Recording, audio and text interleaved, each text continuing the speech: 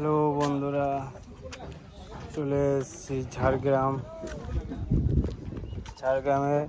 দেখতে পাচ্ছি যে গাড়ি ঝাড়গ্রামে ফোর্সলে এসছি। এই দেখো ফোর্সলে এসছি।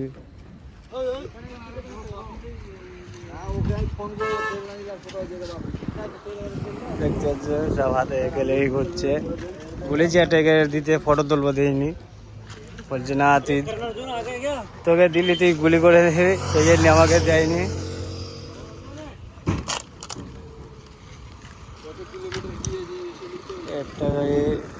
একটা গাড়ি আমার, এটা আমার গাড়ি 5 টাকার ভিতরে আছে। রাস্তা তুমি রাস্তা লিখবে।